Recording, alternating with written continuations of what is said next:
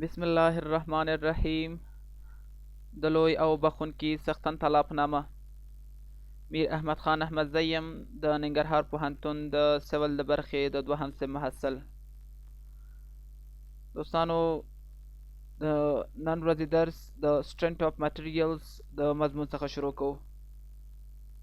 مخکې له دې نه چې د strength of materials درس شروع کړو، دوستانو زموږ د یوټیوب چینل در سره ضرور سبسکرایب کړئ او له ملګرو سره شیر کړئ، تر څو هغوی وکولی شي د انجینرۍ په برخه کې معلومات په پښتو ژبه باندې لاسته راوړي. دوستانو، له یوټیوب چینل څخه مو هدف همدا دی تر څو وکولی شو پښتو ژبې ته خدمت وکړو او د انجینرۍ برخه په پښتو ژبه کې لکه څنګه چې په نورو ژبو کې اسانه شوې ده، په پښتو ژبه کې هم اسانه کړو. نو زموږ د یوټیوب چینل در سره ضرور سبسکرایب کړئ او د ملګرو سره شیر کړئ. راځو د strength of materials یا د مواد مقاومت په درس باندې شروع کوو. یادواري باید وکړو چې په دې لرنینګونو کې زموږ سره زیاتره برخه د آرسی هبلر لسم ایډیشن د هغه کتاب څخه به موږ مثالونه حل کوو، که هغه فنډامنټل اوسیږي، که پرابلم اوسیږي او که حل شوي اگزامپل اوسیږي، او ترڅنګ د پیټل د کتاب او د بیر ویکټور کتاب به هم موږ یو څه ناڅه تر مطالعې لاندې ونیسو. نو راځو انټروډکشن اخلو د strength of materials. مخکې له دې نه چې strength of materials باندې خبرې وکړو، د هغې د منشا په اړه باید موږ او تاسو یو څه ناڅه معلومات لاسته راوړو. نو د دې د منشا په اړه باید موږ او تاسو معلومات لاسته راوړو. اصلا کې دا د strength of materials مضمون چې دا د انجینري میخانیک یو برخه ده، او د انجینري میخانیک برخه په دریو برخو باندې تقسیم شوې ده چې rigid body دي یعنی سخت اجسام دي، deformable bodies دي یعنی هغه اجسام چې په هغه کې تغییر شکل منځته راځي، او بل دریم چې دی هغه فلوید میکانیک دي. rigid body کې دوه ډولونه شامل دي، یا به سټیټیک اوسیږي یا به ډینامیک اوسیږي. سټیټیک مونږ وایو چې دا د میخانیک یوه څانګه ده او د اجسامو او تعادل د سکون په حالت کې مطالعه کوي، یا هغه اجسام چې سرعت یې ثابت اوسیږي او یا بیخي صفر اوسیږي، نو سټیټیک ورنه بحث کوي. ډینامیک هم چې د ریجډ باډي یوه برخه تشکیلوي، داسې ویلی شو چې ډینامیک د اجسامو تعجیلي حرکت تر څېړنې لاندې نیسي. نو دغه دوه برخې په ریجډ باډي کې شامل دي، او ریجډ باډي بیا د انجینري میخانیک یو برخه ده. دوهم چې دی ډیفارمیبل باډي دي، هغه اجسام چې په هغه کې تغییر شکل منځته راځي. په دې کې strength of materials شامل دی. ځینې خلک بیا د میکانیک اف سولیډ او میکانیک اف materials په نوم باندې هم یادوي، یعنی کولی شو چې دغه نومونه هم ورته واخلو. په strength of materials کې د اجسامو تغییرات منځته راځي چې زموږ د درس اصلي موضوع هم دغه دی. دریمه برخه چې دی هغه فلوید میکانیک دی، د میخانیک دریمه برخه. دا هغه علم دی چې د سیالونو حرکت او سکون تر مطالعې لاندې نیسي، یعنی سکون او حرکت حالت چې کله سیالونه ولري، سیالات ولري یا لیکوایډ ولري، نو فلوید میخانیک ورنه بحث کوي. موږ د ریجډ باډي او فلوید میکانیک په اړه باندې ډېر زیات نه غږیږو، نو راځو اصلي موضوع ته چې ډیفارمیبل باډیز دي. مخکې مو ویلې چې په ډیفارمیبل باډیز کې strength of materials شامل دی. نو راځو د strength of materials په اړه باید معلومات لاسته راوړو. تاسو وایئ چې strength of materials یا د مواد مقاومت علم دا د میخانیک یوه څانګه ده، کوم چې د خارجي قوو او د داخلي قوو هغه ریلیشنشیپ تر څېړنې لاندې نیسي، او د دوی ترمنځ چې کوم ډیفارمیبل یا تغییر شکل په اجسامو کې منځته راځي، نو بحث ورنه کوي. مطلب دا دی چې کله په یو جسم باندې خارجي قوې واردې شي او داخلي قوې منځته راشي، نو په دوی کې بیا تغییر شکل منځته راځي چې همدغه تغییر شکل په دغه تغیر شکل چې منځته راځي نو دا د strength of materials برخه ده چې د هغه په اړه باندې بحث وکوي. داسې هم ویلی شو چې strength of materials دا د stress او د strain څخه بحث کوي. یعنی کله چې موږ د stress او د strain په اړه غږیږو په اصلا کې موږ د mechanic of materials یا strength of materials په اړه باندې غږیږو. د strength of materials اصلي هدف دا د ترڅو موږ وکولای شو چې stress مطالعه کړو، strain مطالعه کړو، په اجسامو کې تغییر شکل مطالعه کړو. یعنی هغه تغییر شکل به بیا په څه شي کې اوسیږي؟ په ساختمان کې اوسیږي او د هغه په کمپوننت یا عناصرو کې به اوسیږي.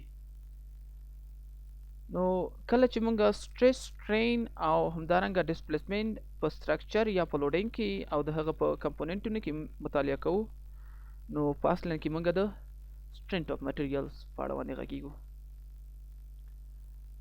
د strength of materials مضمون مختلف نمونه لري لکه mechanic of materials، mechanic of deformable bodies، mechanic of solid او strength of materials. په دې څلورو نمونو باندې یادېږي چې پښتو کې موږ تاسو ورته د مواد مقاومت مضمون وایو.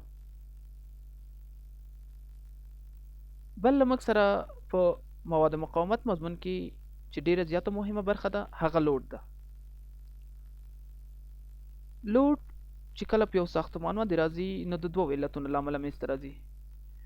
یا به ډایرکټ لوډ اوسیږي یا به انډایرکټ لوډ اوسیږي. هغه چې ډایرکټ لوډ دی د دوو علتونو له امله منځته راځي. یا به فورس اوسیږي یا به مومنټ اوسیږي. او بیا چې دا فورس هم بیا د دوو علتونو له امله منځته راځي. یا به ډسټریبیوټډ اوسیږي او یا به کانسنټریټډ اوسیږي. مومنټ هم په همدې ډول سره یا به کانسنټریټډ اوسیږي یا به هم ډسټریبیوټډ اوسیږي. نو ډایرکټ اکشن یا ډایرکټ لوډ چې په یو ساختمان باندې منځته راځي د دوو علتونو له امله منځته راځي. یا به مومنټ اوسیږي یا به هم فورس اوسیږي. دوهمه برخه یې انډایرکټ لوډ دی. انډایرکټ لوډ دا په خپله د ډسپلیسمنټ له امله منځته راځي، کنسټرکشنل ایرر له امله چې ډېر زیات مهم دی، او انوایرمنټل چینجز له امله منځته راځي. نو دغه درې علتونه په انډایرکټ کې شامل دي او دوه علتونه یې هم په ډایرکټ کې شامل دي. ډایرکټ اکشنز دا په ساختمان باندې په مستقیم ډول سره عمل کوي. بیا په دې کې مختلف ډولونه شامل دي چې په هغه کې د جاذبه یعنی د جاذبې علت اوسیږي، یا به پکې د ډیډ لوډ اوسیږي، لایف لوډ به اوسیږي چې په ډیډ لوډ کې په خپله د ساختمان وزن دی، په لایف لوډ کې په خپله هغه اجسام چې هغه تغییر شکل کوي یعنی د حرکت په حالت کې اوسیږي. لکه اشخاص چلو په هغه کې هغه سامان چې هغه بیرته ترېنه نظر زمان ته وباسو، او ترڅنګ وین لوډ شلو، د باد سنو لوډ شلو، د واورې شلو، ارتکویک شلو چې د زلزلې لوډ دی، واټر پریشر شلو، ترڅنګ د امواجو لوډ شلو، او د بلاست یا انفجار لوډ شلو. دا چې د موږ سره په ډایرکټ اکشن کې شامل دي. د دوه علتونو له امله ډایرکټ اکشن په ساختمان باندې منځته راځي. بل چې دی موږ وایو concentrated load او distributed load. مخکې مې یادونه وکوله. دلته موږ د ډایرکټ اکشن علتونه مو ویلې چې د دوه علتونو له امله منځته راځي، یا به فورس اوسیږي یا به مومنټ اوسیږي. چې فورس هم بیا په دوه ډوله دی، concentrated او distributed. مومنټ هم په دوه ډوله دی چې concentrated او distributed دی. نو د concentrated او distributed load په اړه باندې غږیږو. concentrated load په اصلا کې دا د سنگل قوې له امله منځته راځي او دا په یو کوچنۍ ساحه باندې منځته راځي. لکه دلته په یو کوچنۍ ساحه باندې منځته راغلی دی. نو موږ ویلی شو چې دا concentrated load دی. د دې ښه مثال د موټر پایه ده چې د موټر پایه کله چې دوران ترسره کوي دا نظر یوې نقطې ته ترسره کوي چې هلته موږ کله نټونه هغه کلک کړي اوسیږي، نو د دې ټایر ټول لوډ یوې نقطې ته راجمع کیږي. او همدارنګه مونږ د دې لپاره بل ښه مثال کالم ورکولی شو، پایه په ساختمان کې چې د ساختمان ټول وزن په همغې پایې باندې راځي. دا د کانسنټریټډ لوډ مثالونه دي. بل موږ سره ډسټریبیوټډ لوډ دی. ډسټریبیوټډ لوډ هغه لوډ دی کوم چې په سرفیس یا په سطح باندې منځته راتللی شي. نو د دې ښه مثالونه موږ کولی شو چې ښه مثالونه د دې د باد یا د خاورې فشار شو، ترڅنګ سلب شولو، ماربل شولو، او یا موږ تاسو روفینګ فلوټ، دا موږ سره څه شی دی په ډسټریبیوټډ لوډ کې شامل دی. نو کانسنټریټډ لوډ چې کله موږ مطالعه کوو په یوه نقطه کې مطالعه کوو، او ډسټریبیوټډ لوډ چې مطالعه کوو په سرفیس کې مطالعه کوو. کولی شو چې دلته موږ لایو لوډ او ډیډ لوډ په ښه ډول سره وپېژنو. لکه سنو شوله، دا موږ سره په لایو لوډ کې شامل دی، او کولی شو مختلف شکلونه دلته وګورو. دا موږ سره د strength of materials لومړی درس. انشاءالله په راتلونکي درس کې به موږ د انټرنل لوډ او د هغه په برخو باندې وغږیږو. په تمه اوسئ.